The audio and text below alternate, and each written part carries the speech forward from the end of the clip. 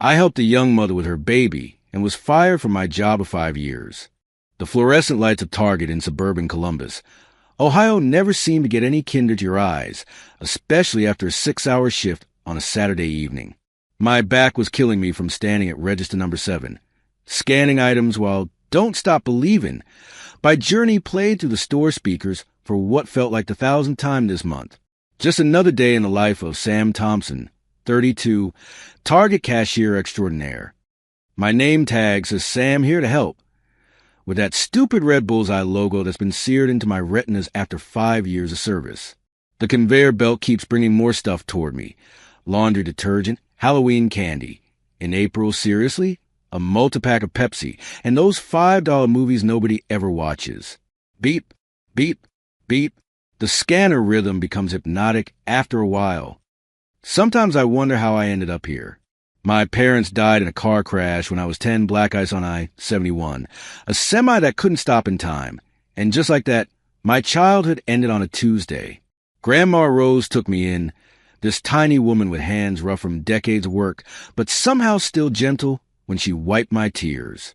Kindness is a boomerang, Sammy, she'd tell me while making pancakes on Sunday mornings. Throw it out there, and somehow, someday it comes back to you. I believe her then. Some days I still do. My 1998 Ford F-150 waits for me in the employee parking section. That faded blue beast has 237,000 miles on it and sounds like it's gargling rocks when it starts, but gets me where I need to go. Home is a one-bedroom apartment with rent that keeps creeping up while the water pressure keeps getting worse. The landlord calls it cozy urban living. I call it all I can afford on $16.75 an hour. Most of my paycheck goes to helping my sister Kate with her boys Tom, 8, and Luke, 5. She's been raising them alone since her ex decided fatherhood was cramping his lifestyle 3 years ago. Those kids are the light of my life, though. Last weekend, I took them fishing at Alum Creek. Luke caught his first bluegill and screamed so loud, I think they heard him in Cleveland. Worth every penny of the $30 in tackle I bought them. My girlfriend Melissa doesn't understand why I waste money on my nephews. She works at Nordstrom and dreams of an Instagram-perfect life. Designer handbags, Miami Beach vacations, brunches that cost more than my daily wage. Last week she rolled her eyes when I bought the boys the new Spider-Man comics, instead of getting her that perfume she wanted. When do you even get a real job, Sam? She asked while scrolling through her phone, not even looking at me. My friends' boyfriends are in finance or tech. I can't keep telling them you're between opportunities when they ask what you do. I didn't tell her that I actually like my job most days. Sure, retail has its moments that make me want to scream into the void, but there's something real about it.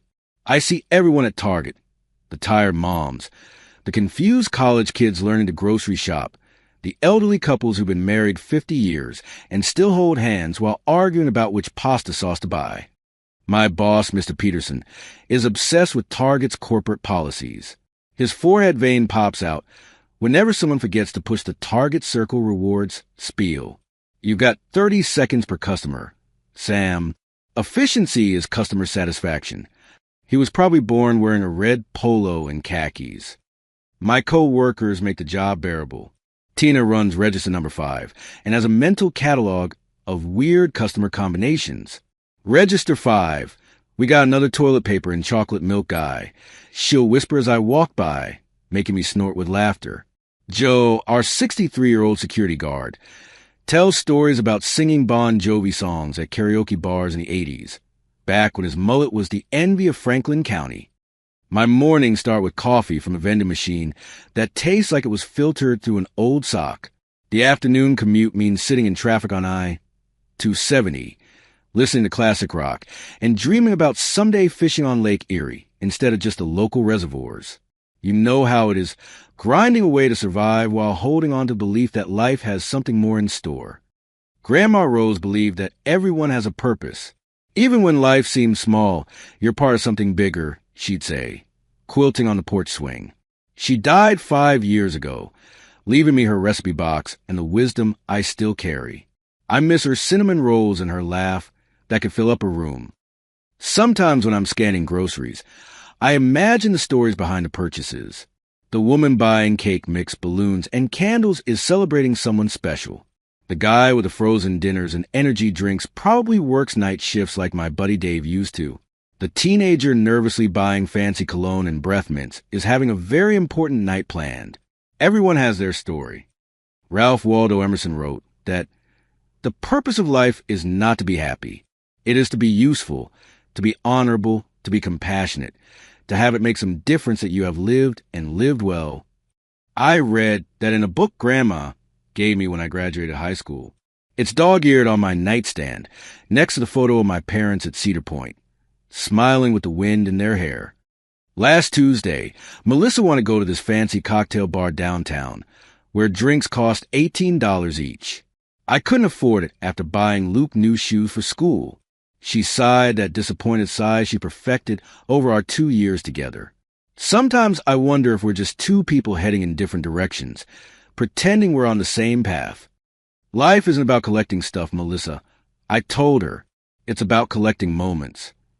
She looked at me like I'd suggested we live in a cave and forage for berries. Kate says I deserve someone who values what I value. Maybe she's right. But dating in your 30s when you work retail and drive a truck that's old enough to vote isn't exactly setting the world on fire.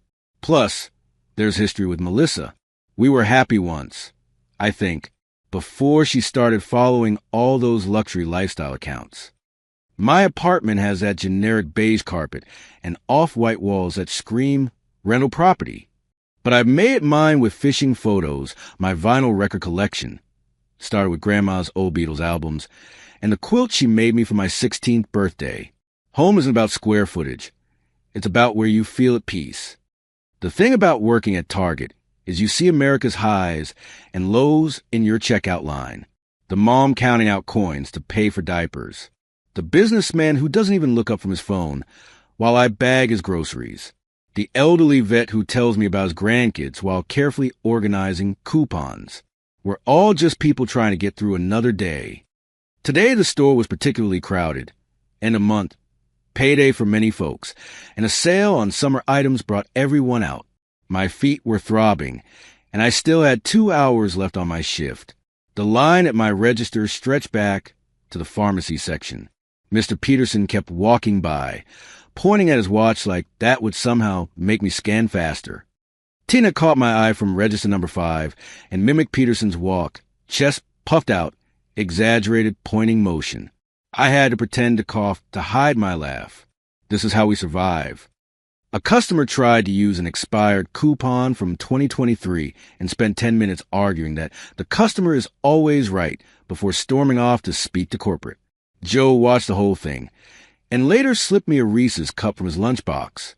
For combat pay, he whispered with a wink. My phone buzzed in my pocket. A text from Kate saying Tom got an A on his science project I helped him with last weekend. We built a model of the solar system using old Christmas ornaments and paint from the dollar store. Those small victories keep me going. As my shift dragged on, the fluorescent lights seemed to get brighter and Sweet Caroline came on the store speakers. I watched Joe unconsciously mouthing the words while checking receipts at the exit. My scanner beeped rhythmically.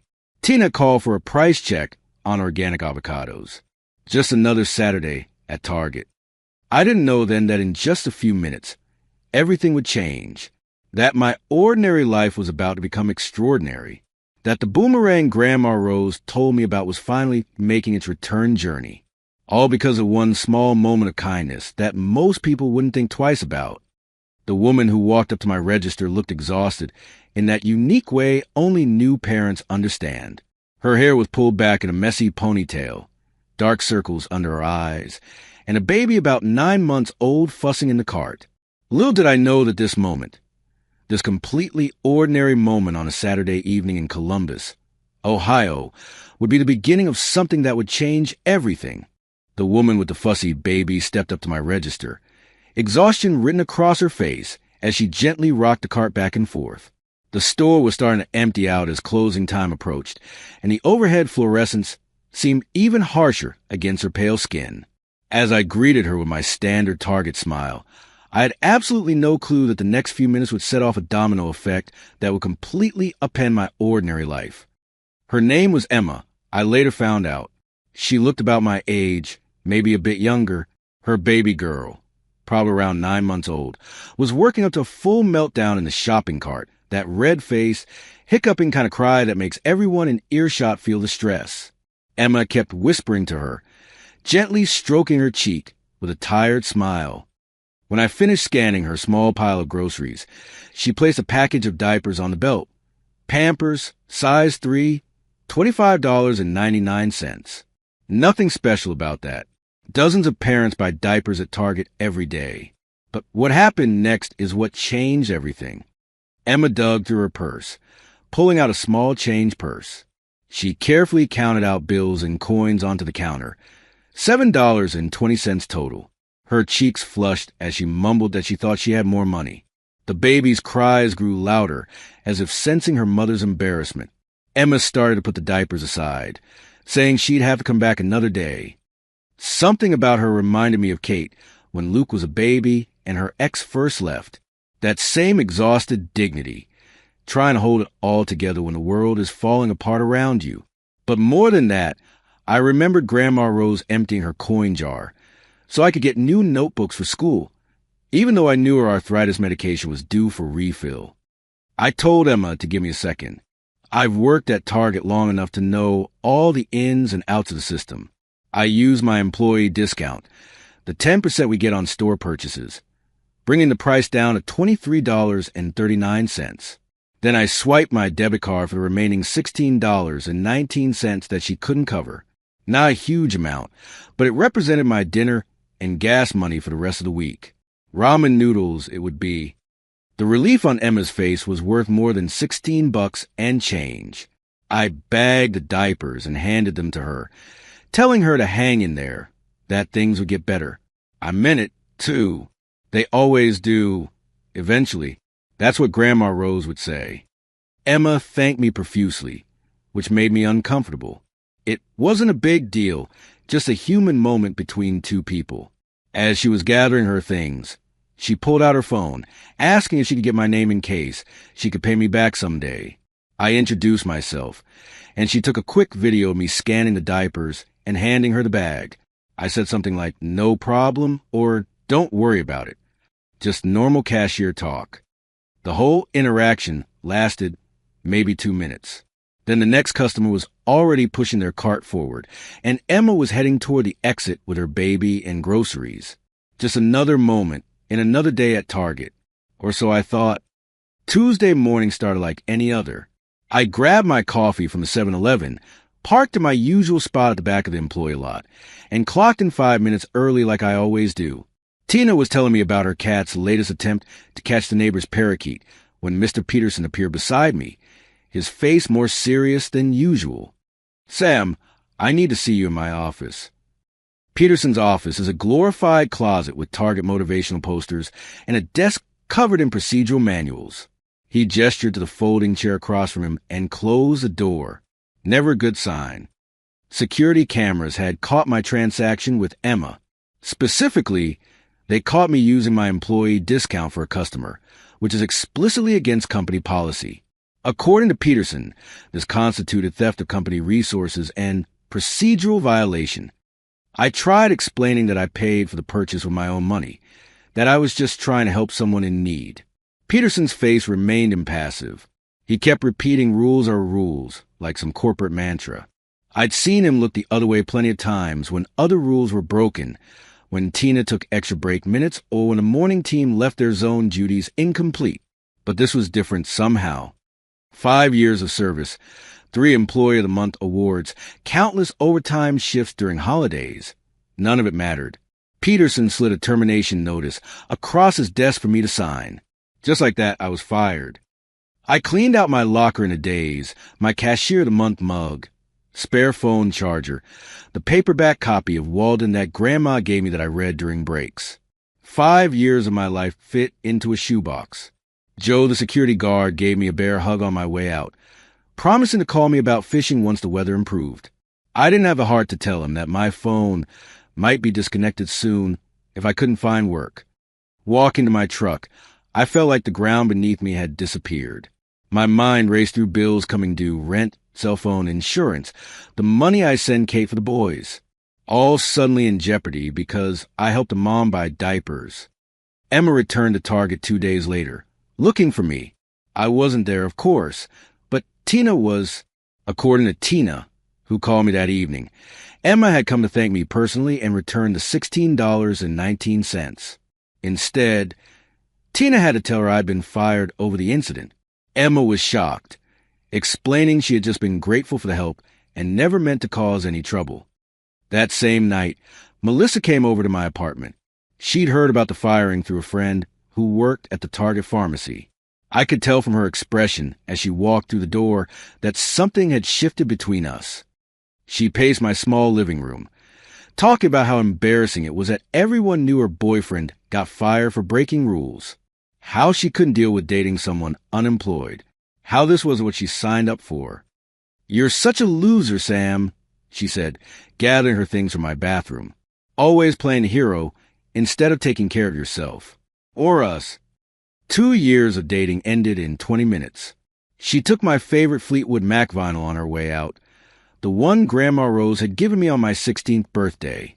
Said it was payment for dinner she bought last week. The door slammed with such finality that my neighbor's cat ran under the couch. I called Kate after Melissa left, needing to hear a friendly voice. She tried to be supportive, but I could hear the worry in her voice. She was already 2 months behind on rent, and Luke needed dental work.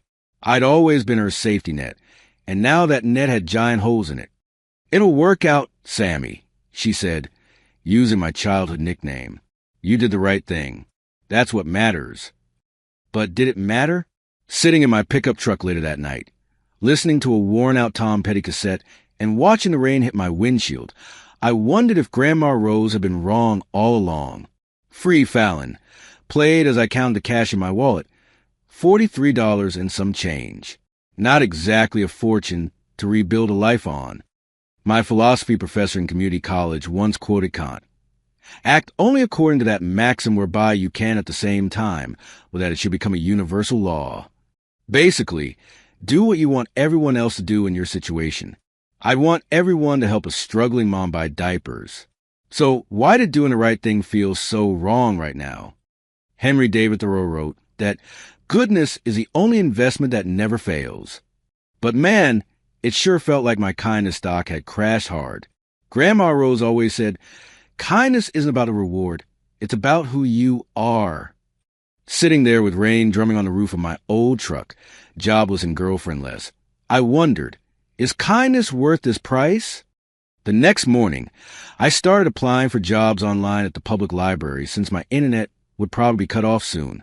Cashier positions at Kroger, Walmart, even the gas station down the street. Nobody seemed interested in hiring the guy who got fired for theft of company resources, even though I'd explained the situation in every cover letter. Tina texted me job leads and updates about work. Joe called to check in. Kate brought over lasagna with the boys, who seemed to think my unemployment was some kind of extended vacation. "Can we go fishing again now that you don't have to work?" Luke asked with that innocent excitement only a 5-year-old can muster. By day 5 of unemployment, my apartment felt smaller. The walls seemed to close in as I refreshed my email, hoping for interview requests that never came. The quiet was the worst part. After years of constant store noise, beeping scanners, overhead announcements, customer conversations, the silence of my apartment felt oppressive. That night, I found myself reading through old birthday cards from Grandma Rose, seeking some wisdom or comfort. In one for my 21st birthday, she'd written, "The world breaks everyone, Sammy, and afterward, many are strong at the broken places." Hemingway, she'd noted beneath it. I traced her handwriting with my finger, wishing she were here to tell me what to do next. On day 7, I woke up to my phone buzzing nonstop. Text from Kate, Tina, even Joe, all saying the same thing. "Have you seen it? You're famous," with links to Instagram and Twitter. My stomach dropped. Famous? For what? I clicked the first link with a sense of dread, wondering what humiliation would be added to my unemployment.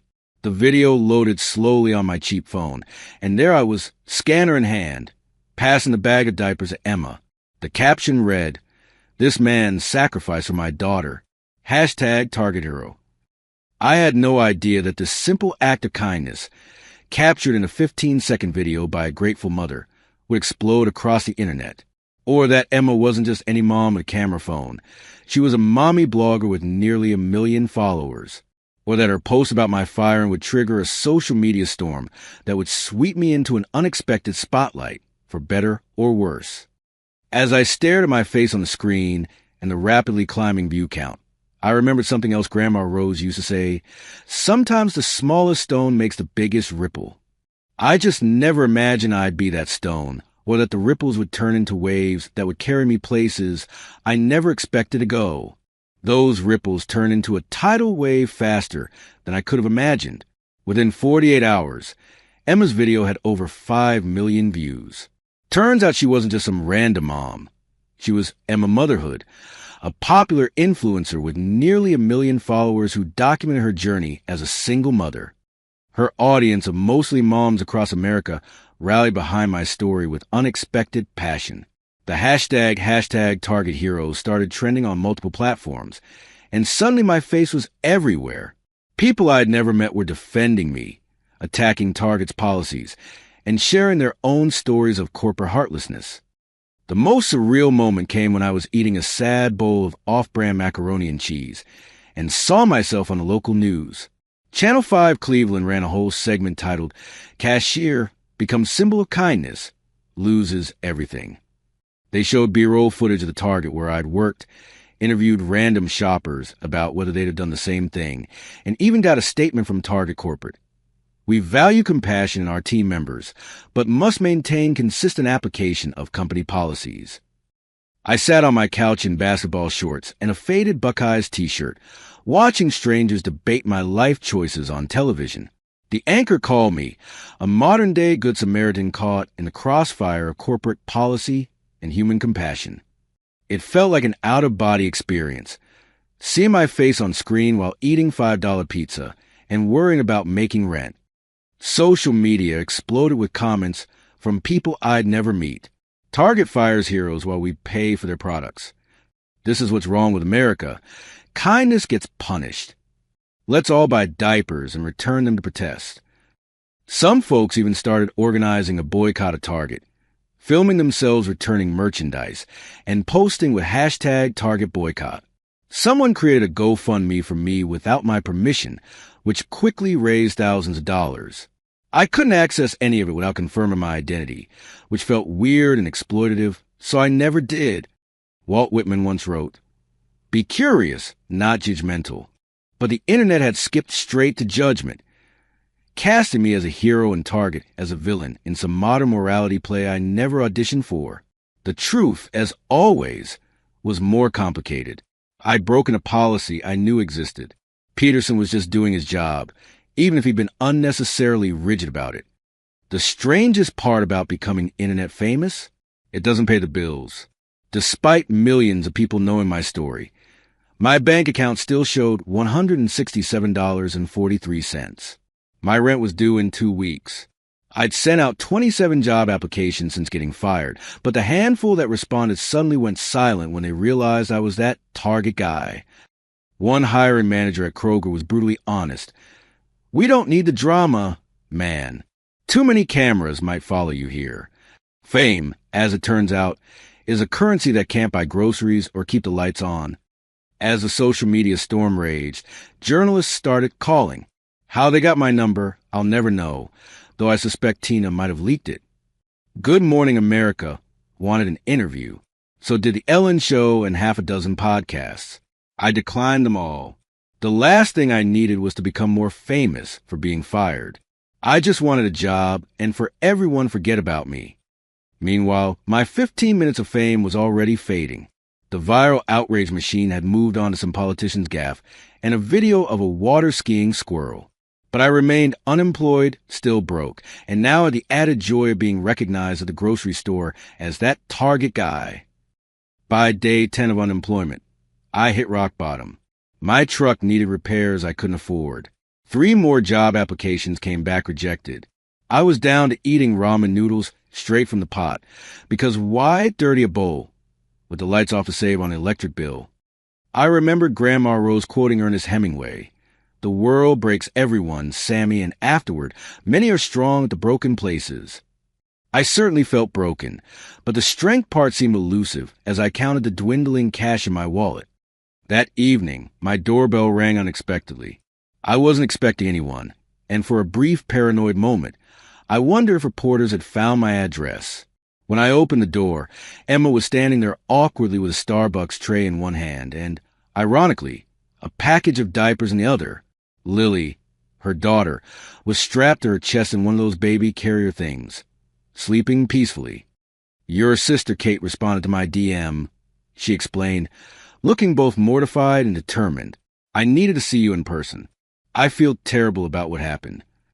We sat at my tiny kitchen table. Really just a card table with folding chairs that Grandma Rose gave me when I first moved out. Emma told me she never intended for the video to blow up like it did. She'd just been overwhelmed by my kindness and wanted to thank me. When she found out I'd been fired, she added that to her post, and things spiraled from there. As we talked, I learned more about Emma. She'd been through her own struggles. Divorced when she found out she was pregnant, built her blog from nothing while working as a receptionist, finally making enough from sponsorships to focus on Lily full-time. She understood what it meant to have the rug pulled out from under you. There was something warm and genuine about Emma that I hadn't felt with anyone in a long time. When she laughed at my story about washing cars at 13 to buy Grandma Rose tickets to a Johnny Cash concert, something shifted in the room. "You were born to be a hero," she said with a smile. I joked back, a hero without a job, which made her snort coffee through her nose. We ended up talking for hours. Emma told me about her battle with postpartum depression and how sharing her journey online had connected her with a community that kept her afloat. I told her about Grandma Rose raising me after my parents died, about Kate and the boys, about my failed relationship with Melissa. Mark Twain once wrote, "The best way to cheer yourself is to try to cheer someone else up." Sitting there with Emma, laughing about our shared disasters, I felt lighter than I had in days. But reality crashed back when my phone buzzed with another declined job application. Emma left with a promise to stay in touch, to help however she could. I appreciated the thought, but didn't see how a mommy blogger could solve my very real unemployment problem. My savings, now down to $138 after buying groceries, wouldn't last much longer. The next morning, I woke up feeling slightly more hopeful after talking with Emma. Maybe things would eventually turn around, but reality was still harsh. My bank account was dwindling, applications were being rejected, and internet fame wasn't helping pay the bills. As I scrolled through more job listings, wondering if I should expand my search beyond Columbus, I remembered something else Grandma Rose used to say. Sometimes God closes a door and opens a window, but it's hell being stuck in the hallway. I was definitely stuck in that hallway, and the air was getting thin. That evening, I stared at the ceiling of my tiny apartment, thinking about the strange day and my conversation with Emma. Maybe Grandma Rose had been right all along. Maybe kindness really was a boomerang. I just hoped it wouldn't take too long to find its way back to me. The morning after talking with Emma, my phone rang while I was mindlessly scrolling through more job listings. Unknown number with an Ohio area code. Probably another bill collector, I figured, or maybe a persistent reporter still trying to milk what little was left of the hashtag Target Hero story. I almost let it go to voicemail, but something made me swipe to answer. The polished, professional voice on the other end introduced herself as Sandra Phillips, marketing director at Pampers. My heart skipped a beat. Why would Pampers be calling me? Her next words left me speechless. "Sam, we want you to help us change the world." I nearly dropped my phone into my cereal bowl. This had to be a prank. Maybe Tina getting some Target employees to mess with me. But as Sandra explained Pampers' interest in my story, the genuine enthusiasm in her voice convinced me this was real. They had seen Emma's viral video, followed the subsequent media coverage, and were impressed by what they called my authentic compassion. "Your kindness embodies the values we stand for at Pampers," Sandra explained. "We've been developing a new community outreach initiative, and we believe you'd be the perfect person to lead it." The program was called Diapers for Dignity, aimed at providing essential baby supplies and support to low-income families across America. They wanted me, a recently fired retail worker with zero corporate experience, to be the face and driving force behind it. The salary offer made me choke, $120,000 per year, plus benefits and bonuses. I'd been making about $34,000 at Target. This was nearly 4 times my previous salary. The kind of money that could completely transform my life, help Kate with the boys' college funds, and replace my ancient truck that made concerning noises every time it rained. When the official offer letter arrived by email an hour later, I kept reading it over and over, certain there was a catch. But there it was in black and white, a legitimate job offer from one of the biggest companies in America, all because I'd helped a mom buy diapers and someone happened to film it. Later that day, I had a video call with the Pampers team. I wore my only decent button-up shirt and strategically positioned my laptop to hide the peeling paint in my apartment. The 3 executives looked exactly how you'd expect. Polished, confident, with the kind of perfect teeth that come from excellent healthcare plans. To my surprise, they seemed genuinely interested in my perspective. They didn't want to become some corporate drone, reciting PR talking points. They valued that I came from outside their bubble, that I understood the struggles of everyday families firsthand. Listening to their vision for Diapers for Dignity, I remembered something Grandma Rose always told me. Dream for others and your own dreams will come true. She believed that focusing on helping other people was the surest path to finding purpose and happiness. This opportunity seemed like the perfect embodiment of her philosophy. 2 weeks later, I signed a contract and moved to a slightly better apartment where the hot water actually worked consistently. My first day walking into Pampers' regional office, wearing a new suit that still had the price tags in my pocket, just in case I needed to return it. I felt like an imposter. The security guard gave me an actual employee badge with my photo on it. I had a desk with a nameplate. The coffee machine had 16 different settings. The learning curve was almost vertical. Corporate America might as well have been a foreign country with its own language and customs. I had to learn jargon, circle back, synergy, bandwidth, navigate office politics, and figure out how to use Excel without looking completely clueless. My first meeting with the marketing team left me with a notebook full of acronyms I didn't understand. But the core of the job, helping struggling families, that part made perfect sense to me. I pushed for Diapers for Dignity to go beyond just distributing products. We needed to address the underlying issues: lack of affordable childcare, inadequate parental support systems, and the isolation many new parents feel. A package of diapers solves a problem for a day, I told the executive board during my first presentation, hands shaking so badly I had to keep them in my pockets. But access to affordable childcare and parenting resources changes lives permanently. To my amazement, they listened, whether motivated by genuine concern or the marketing potential of a more comprehensive program. They approved my expanded vision. Diapers for Dignity evolved to include partnerships with daycare providers offering subsidized spots for low-income families, parenting workshops, and community support groups, all while still distributing those essential diapers and baby supplies. As I was finding my footing in this new professional world, my personal life was changing too. Emma and I started spending more time together, initially under the pretext of discussing how her blog could help promote the program. But soon we were texting daily, sharing jokes and stories that had nothing to do with work or diapers. Weekend mornings found us walking through Schiller Park, Lily babbling happily in her stroller, pointing at dogs and squirrels with equal excitement. Emma would identify flowering trees and plants, knowledge from her pre-mom life as an amateur gardener. I'd share stories about Kate's boys and their latest adventures, like Tom's disaster science fair volcano that ended up dyeing the family cat partially purple. We'd grab lunch at the old-fashioned diner on 3rd Street, laughing at the ridiculous TikTok videos about hashtag Target Hero that were still circulating. Some portrayed me as a saint. Others had added dramatic music and slow-motion effects to the security footage like I was in an action movie instead of just helping someone buy diapers. During one of our park walks, Emma explained why she'd been short on money that fateful day at Target. Her blog sponsorship payment had been delayed, and her ex-husband's child support check had bounced. Again, she'd been too proud to ask her parents for help, determined to make it on her own. I recognized that stubborn independence. It reminded me of Grandma Rose, who'd rather eat soup for a week than ask neighbors for help. I found myself looking forward to seeing Emma more than anything else. There was something refreshingly honest about her. No pretense, no hidden agendas or social media posturing.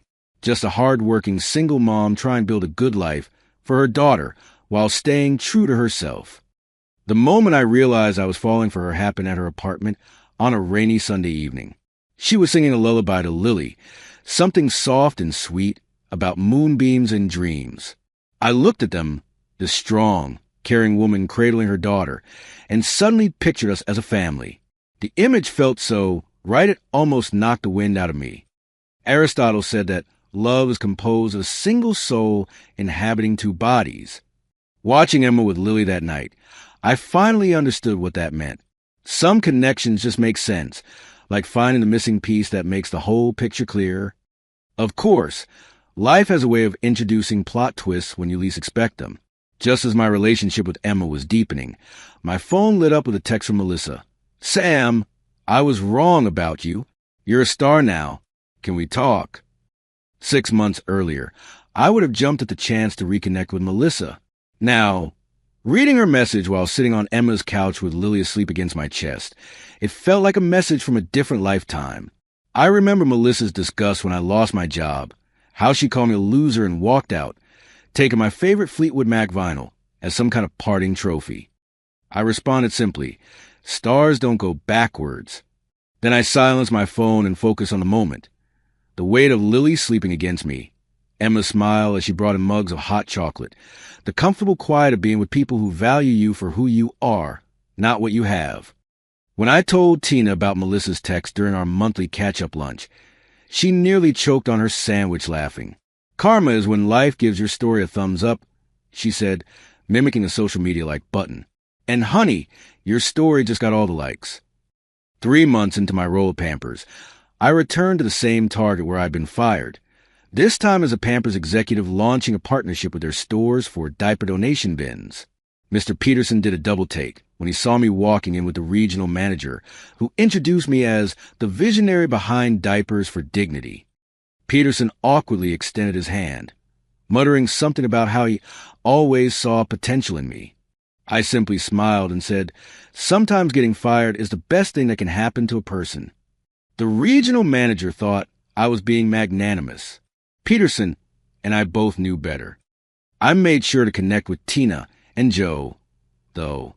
Tina had been promoted to customer service manager, a role perfect for someone who could defuse angry customers with a well-timed joke. Joe was still working security, but now had weekends off to spend with his grandkids. We took a selfie together by register number 7, the scene of the small moment that had changed everything. As Diapers for Dignity gained momentum, expanding to 12 cities in its first 6 months, I occasionally had moments of disbelief. Walking into my office, I had an actual office with a window, seeing the program materials with my quotes on them, hearing stories from families who've been helped. It all seemed surreal, like I was living someone else's life. Ralph Waldo Emerson wrote, "To give is to receive." Standing in a suit that still felt foreign on my body, leading a program helping thousands of families, I understood what he meant more clearly than ever. My simple act of kindness toward Emma had returned to me tenfold. A new career, a new relationship, a chance to make a difference on a scale I never imagined. On my office wall hung a framed receipt for $16.19, the amount I'd paid for Emma's diapers that night at Target. Below it, I'd written Grandma Rose's words. "Kindness is a boomerang, Sammy. Throw it out there, and somehow, someday, it comes back to you." The boomerang had returned, bringing with opportunities one never could have imagined when I was scanning groceries at register number 7. But more importantly, it had brought Emma and Lily into my life, a chance at the kind of family I'd missed since losing my parents and Grandma Rose. As I looked toward the future, both for Diapers for Dignity and for my relationship with Emma, I felt a sense of purpose and belonging that had eluded me for years. Whatever came next, I knew that small act of kindness had set me on exactly the right path. As my 1-year anniversary with Pampers approached, I found myself in a glass-walled conference room overlooking downtown Columbus, seated across from the company's entire executive leadership team. The CEO, a woman whose photo I'd seen in business magazines, smiled as she slid a folder toward me. "Sam, Diapers for Dignity has exceeded our wildest expectations," she said. "We want to take it national." Inside the folder was a contract that made my hands tremble. $3.5 million to expand the program to all 50 states. With a dedicated team reporting to me and a new product line called Sam's Care that would donate a percentage of profits directly to the foundation. The numbers seemed surreal. More money than I ever imagined being responsible for, especially considering a year earlier I was counting quarters for gas. The expansion plan included partnerships with major hospitals, government assistance programs, and even a celebrity spokesperson, though I argued successfully that real parents sharing their stories would be more effective than some Hollywood star who'd never worried about affording diapers. After signing the contract, I drove to Lake Erie and sat watching waves lap against the shore. Something I dreamed of doing during those long shifts at Target, but could never find the time or money for. Life had transformed so quickly that sometimes I needed these quiet moments to process everything. My phone buzzed with congratulatory texts from the team after the company-wide announcement. Then came one from Emma that made me smile. "Proud of you, Target hero. Dinner at my place to celebrate? Lily wants to show you her new dance moves." Within 6 months, Diapers for Dignity centers opened in 27 states. My face appeared in national news segments, and I was invited to speak at conferences about corporate social responsibility. My first TED Talk was terrifying, me, a former cashier, addressing a theater full of entrepreneurs, academics, and innovators. But the standing ovation afterward confirmed what Emma had been telling me all along. My authenticity was my strength. "People don't connect with corporate talking points," she'd said while helping me practice. "They connect with real experiences. Just tell your story the way you tell it to me." The foundation we established was helping over 200,000 families annually with not just diapers, but comprehensive support systems. We'd partner with childcare providers, parenting resource centers, and job placement services to address the root causes of financial insecurity for young families. Best of all was reading the letters and emails from parents whose lives had changed because of the program. A single dad in Detroit who could finally afford to work fewer hours and spend time with his son. A teenage mother in Phoenix who completed her education thanks to our child care stipend. Each story reminded me of what Grandma Rose always said. When you light a candle for someone else, your own path becomes brighter too. My personal life was blossoming alongside my professional success. Emma and I had settled into the kind of relationship I'd always hoped existed, but never experienced. Built on mutual respect, shared values, and genuine enjoyment of each other's company. Lily, now approaching her 2nd birthday, had started calling me Sammy after hearing Kate's boys use the nickname. One evening, as Emma and I were washing dishes side by side in her kitchen, Lily helping by splashing water everywhere, I realized with sudden clarity that I wanted this to be my forever, not just occasional evenings and weekends, but all of it permanently. The idea of proposing terrified and excited me in equal measure. I spent weeks planning, wanting everything to be perfect. I considered restaurants, parks, even the lakefront where I'd contemplated my changing fortune. But none felt right until I had an epiphany while driving past the Target where it all began. It had to be there, at the exact spot where a simple act of kindness had changed both our lives. It might seem unromantic to some, but for us, that humble parking lot was more meaningful than any fancy restaurant or scenic outlook. I enlisted Tina and Joe to help, swearing them to secrecy. Tina nearly squealed with delight, while Joe, in his typical understated fashion, simply nodded and said, "About time, kid." On a Friday evening, exactly 1 year after Emma and I first met, I suggested we stop by Target to pick up supplies for Lily. Emma raised an eyebrow. I usually avoided the store given my history there, but didn't question it further. The spring evening was perfect, with golden hour sunlight casting everything in a warm glow. I'd arranged for Kate to meet us there with Tom and Luke, under the pretext of running into each other by chance. The boys immediately engaged Lily in an elaborate game of peek-boo around her stroller, giving me the moment I needed. In the exact spot of parking space number 27, where Emma had loaded her groceries that fateful night, I took her hand. The old lamppost above us flickered on as the sun began to set, casting a spotlight that felt almost staged in its perfection. Lily laughed from her stroller, pointing at something Tom was showing her, her joy providing the perfect soundtrack. Emma looked at me curiously as I fumbled for words, suddenly forgetting the speech I'd rehearsed for weeks. Instead, I spoke from the heart about how a package of diapers had somehow led us here, how grateful I was that she'd been short $16.19 that night, how her strength and kindness had shown me what real partnership could be. Then I knelt down, right there on the asphalt where thousands of shoppers had trodden, and asked her to marry me. Her yes was immediate, her eyes filled with happy tears. Tom and Luke cheered so loudly that shoppers turned to stare, while Kate captured everything on her phone. Lily, not understanding but feeling the excitement, clapped her hands and shouted, "Yay!" her favorite new word. That summer, we married in Schiller Park under a canopy of maple trees. No lavish ceremony or expensive venue. Just the people who mattered most to us, gathered in a place where we'd spent so many weekends walking and talking. Kate was my best person, while Emma's college roommate stood as her maid of honor.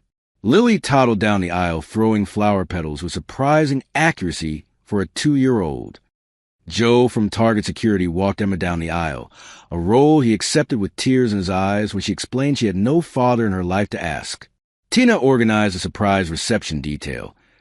Cookies decorated like Target receipts with $16.19 written in icing. Even Mr. Peterson showed up, looking uncomfortable but making an effort, which I appreciated more than I expected. Our honeymoon was a simple week at a cabin on Lake Erie, the vacation spot I dreamed about during those long Target shifts. We built sandcastles with Lily, read books on the porch during her naps, and talked about the future we wanted to build together. 6 months after our wedding, Diapers for Dignity had expanded to all 50 states with international pilot programs launching in Canada and the UK. The Sam's Care product line had exceeded sale projections by 37%, with every purchase providing essential supplies to families in need. I was invited back to Target, not as a former employee, but as a corporate partner launching a major donation initiative. Walking through those automatic doors, hearing that familiar beeping of scanners, smelling the unique combination of popcorn and cleaning products, it was like visiting a past life. Mr. Peterson greeted me in the manager's office, now decorated with photos of his grandchildren. "You won," he said simply, extending his hand. I shook and replied, "No, I just threw a boomerang." He didn't understand the reference, but nodded anyway. Tina, now a regional trainer for Target, hugged me so hard she nearly knocked me over. "From cashier to corporate big shot in 2 years," she laughed. "If you can do it, maybe there's hope for the rest of us retail warriors." Joe, semi-retired but still working weekend security shifts to keep from driving my wife crazy, pulled me aside near the entrance. "I always knew you were special, Sam," he whispered. Most folks would have just said sorry to that young mom and moved on. You didn't. That's character. The in-store event was a success, with local news coverage and families lining up to receive supply kits. But the most meaningful moment came afterward, when Emma, Lily, and I walked to register number 7, now modernized with a sleek new design, but still in the same location. Standing there, with my wife and daughter beside me, I marveled at how life can pivot on the smallest decisions. One ordinary evening, one tired mom, one package of diapers, and now a national program helping hundreds of thousands of families, a career I never imagined, and a family of my own. In my office at the Pampers headquarters hangs that original receipt for $16.19, framed next to my first company ID badge. Whenever I have a challenging day or face a difficult decision, I look at it and remember how a small act with no expectation of return changed everything. Grandma Rose often told me, "The world is a mirror, Sammy. Give it light, and it will shine right back at you." In my lowest moment, I gave a small flicker light, just $16.19 worth of kindness, and receive an ocean of brightness in return. Last month, I took Kate and her boys on a surprise trip to Disney World, something they'd never been able to afford. Watching Luke's face as he met his favorite character, seeing Kate finally relax after years of constant worry, I felt the circle of kindness expanding outward. Emma and I are expecting our own child now, a little brother or sister for Lily. Sometimes at night, I put my hand on Emma's growing belly and tell the baby about Grandma Rose, about kindness boomerangs, about how one decision in a Target checkout line can ripple outward in ways you'd never expect. My life isn't perfect, of course. The corporate world still feels foreign sometimes. I still wake up certain that someone will realize I don't belong in boardrooms making million-dollar decisions. Emma and I have our disagreements, like any couple. Parenting Lily has its challenges, especially as she enters the why phase of questioning everything. But these are blessed problems compared to where I was 2 years ago, broke, jobless, and thinking my one act of kindness had ruined my life. How wrong I was. We're all just ordinary people living ordinary lives. The cashier who bags your groceries, the parent counting change at the checkout, the security guard watching from the corner. Each of us carries the potential to change lives through the simplest actions. Henry David Thoreau wrote, "It's not what you look at that matters, it's what you see." That night at Target, Emma saw kindness when most would have seen just another cashier. And I saw a chance to help when others might have seen just another customer problem. Sometimes I wonder what would have happened if I had been on break when Emma came through the line, or if she'd chosen a different register, or if I'd followed the rules and declined to help. The butterfly effect of that one moment still amazes me. How the universe can pivot on something as small as $16.19. I'm not special. I'm just a guy who made a choice, the same choice millions of people make every day when they see someone in need and decide to help. The only difference is that mine was caught on camera and amplified by circumstance. So if there's a moral to my story, it's this. Throw your boomerang of kindness without expecting anything in return. You never know when it might come back to you, carrying gifts you never imagined possible. Because in the end, we're all just making our way through this life together. And sometimes all it takes to change the world is one small act of kindness at exactly the right moment.